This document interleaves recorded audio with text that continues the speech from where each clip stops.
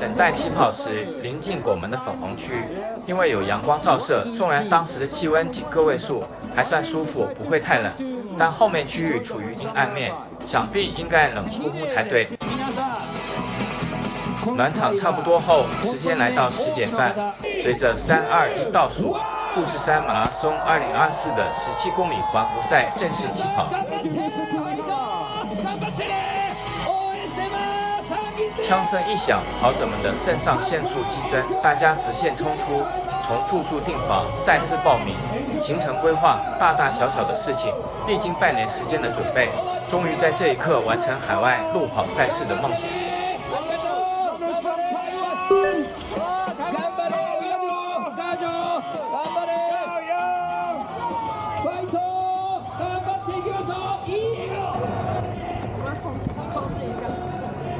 路程一转入阴影路段，瞬间感觉温度掉了许多。不过在刚刚出发的热情驱使之下，心情还是雀跃无比，感觉大家都相当兴奋。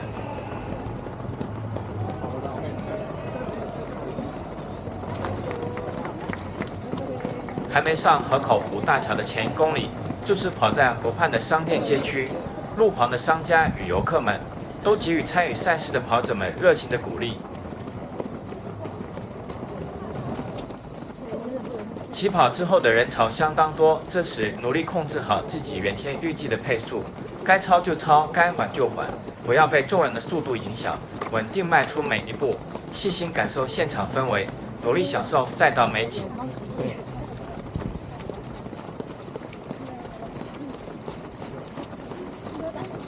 转个弯之后，看到河口湖了。此时开始感受到跑在湖畔的浪漫，再搭配一旁火热的红叶景致，这种美到心坎里的特殊心情，便是参与这场路跑赛事的愿望。没想到现在既已完成。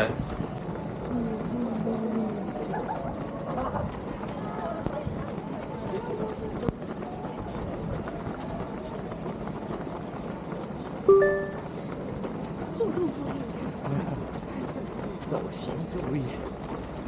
踏上河口湖大桥桥头，亦代表通过第一个1公里的关门点。本次起跑区域由拱门而后分为4区，分别以粉红、蓝、橙与灰4种颜色代表。这个10点57分关门点，对于10点半由粉红区起跑的跑者，应该算是相当友善。但对于排在灰区的朋友而言，本来就是因为速度比较慢而被排在最后。又因人潮众多，必须延缓多时才能通过拱门。不知10点57分关门点是否会对他们造成威胁？此时，白雪罩顶的富士山浮现在赛道后面。若非制作影片回看播放，完全不知美景已呈现眼前。当时只是一直勇往直前，全然忽略山水景致已悄然现身。怪不得有许多人都停下来，直接站到人行道上拍照。原来他们是在富士山自拍啊！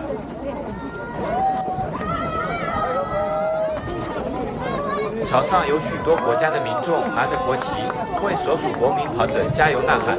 感谢路旁为台湾加油的人们，谢谢你们！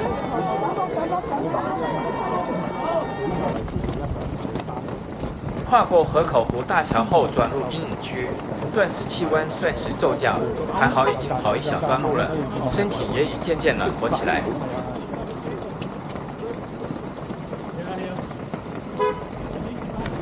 没多久，赛道开始转入河口湖北岸，又开始接受阳光的洗礼。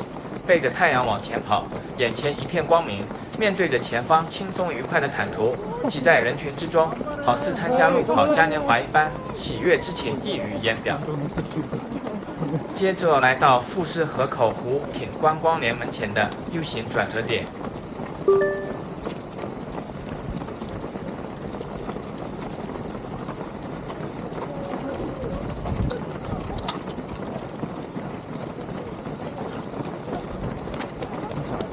赛道上一来一往，满满的人群之中，拼命注视着对向跑者，想办法努力寻找同行的友人，想要适时给予一个加油的击掌。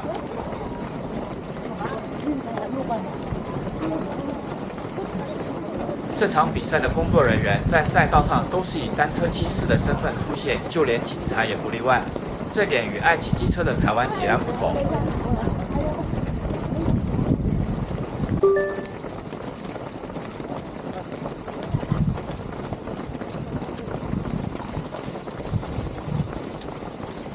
跑至河口湖美术馆前的驻车场时，眼前立即迎来两旁红彤爆满的红叶，加上此时绚丽阳光的加持，跑起来感觉真是毫不费力啊！心情好，感觉体力都变得无限了，好似超级赛亚人上身一般。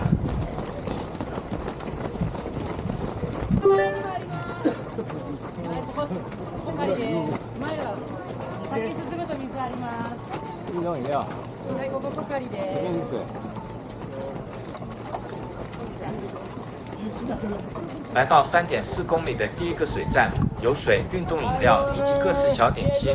若是心有余而且力足的人，真可以站在一旁缓缓品尝小点，慢慢喝运动。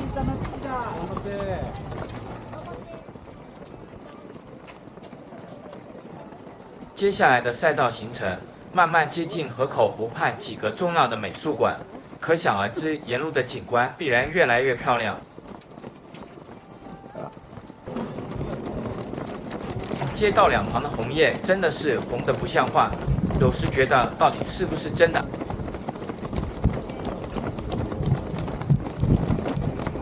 此时经过检查点，大家小心踏过地上的感应设备。多年前曾经带着小耳畅游河口湖，当时在木之花美术馆前拍下照片，如今用自己的脚跑过这里，当然要停下再次拍张照片以示留念。使许多跑者被关门的河口湖枫叶回廊，除了原先的众多游客外，今天再加上1000名跑者经过，算了，拍张照片就好。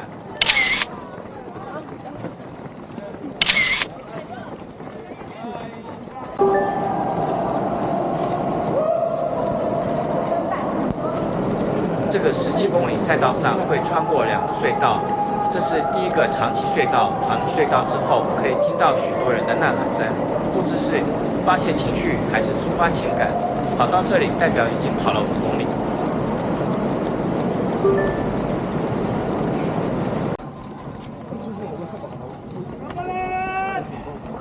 出隧道没多久，来到了第2个水站，这里风景超美的，大家可以边补给边欣赏远处的富士山。许多人根本干脆停下来与富士山自拍，望着这等世界级的美景，缓步向前推进，生怕步伐迈得太大步，美景会被远抛脑后。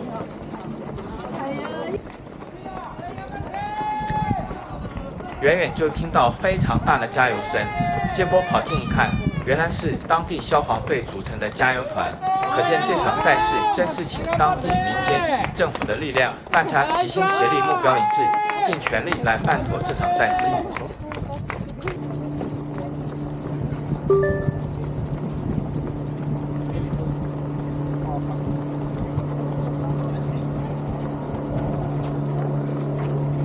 紧接进入几个弯道路段，富士山更是毫无保留地直接呈现眼前。依山傍水，枫红层层的极美景致，广阔又极为深远的无限视野。什么叫做最美赛道？富士山马拉松称第2，应该没人敢称第1吧？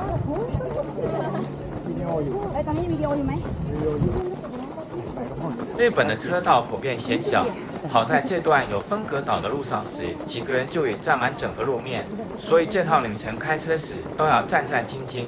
尤其是进入小城市双向会车时，更是令人直冒冷汗啊！不过，若是用好的，尤其是在如此自然美景之下，真是怎么跑都不会觉得累，甚至觉得越跑越舒服。巴士左前方出现巴士，这或许就是日本赛事传说中的幽灵车，在台湾被称之为回收车。这是幽灵车的角色，由富士急行来担当。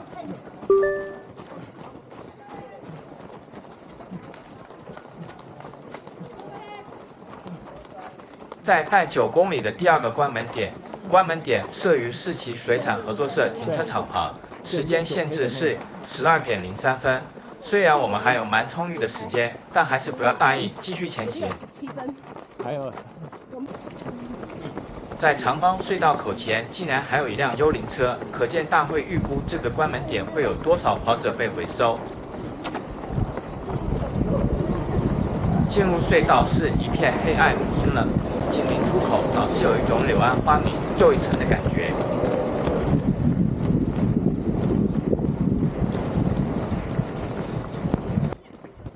补给站或路旁时常有流动厕所可以使用。因为河口湖是个观光旅游的地方，所以环湖的观光景点或停车场也会不定时出现公共厕所，这点对于跑者而言相当便利。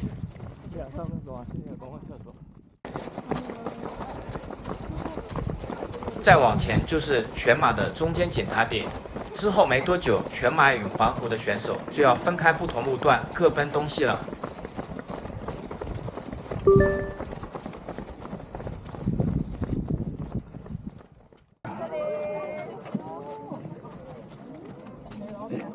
10.3公里的补给站，一开始就直接用好吃又大颗的葡萄喂饱选手。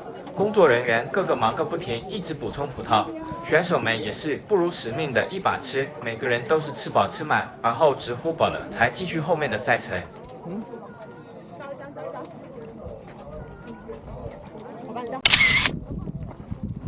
吃饱葡萄之后，环湖选手靠左继续绕河口湖，全马选手则需靠右跑上坡至西湖环湖。全马选手若是觉得身体不适，想要弃赛，又不愿意搭回收车的话，可于此处左转跑环湖选手的路程。如此赛事成绩不算，但至少应该可以顺利跑回终点，穿越拱门。这个路段左侧又是一大片火红的红叶，跑着跑着不由得又停下来拍照。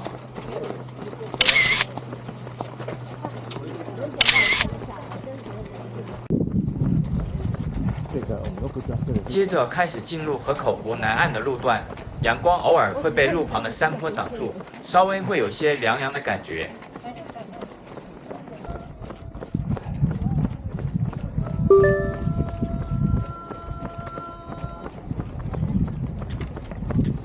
不知不觉跑到环湖赛13公里的第3个关门点，关门点设于圣山道路休息站的道路旁，时间限制是12点半。过了这个关门点，许多人就放松心情的慢慢享受赛道。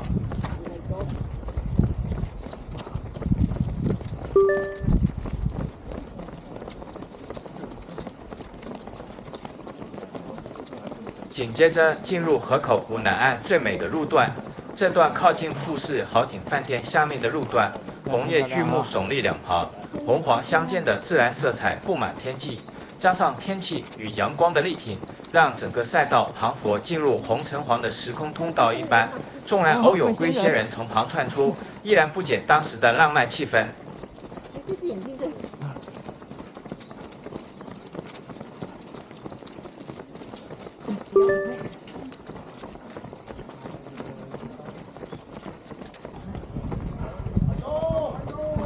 14.1公里这个补给站由日本自卫队负责，自卫队员依序发送大大的黑糖面包。你没听错，真的是大大的黑糖面包，而且这个面包真的蛮好吃，吃过的都说赞。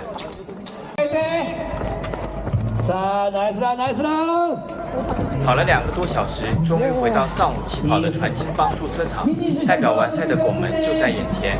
虽然环湖的17公里路程不算长，但顺利回到终点还是挺开心的。紧接着，大会摄影师抓住大家向前步行的机会，卖力为大家留下富士山马拉松最英雄式的摄影。再来便是工作人员为完赛者披上富士山马拉松的大毛巾。这种英雄式的披戴方式，无疑给了完赛者无比的荣耀感。此行8位跑者均顺利完赛，其中不乏完全不跑步，3个月前才认真迈开第一步的人。别说不爱跑步，你只是跑错赛事而已。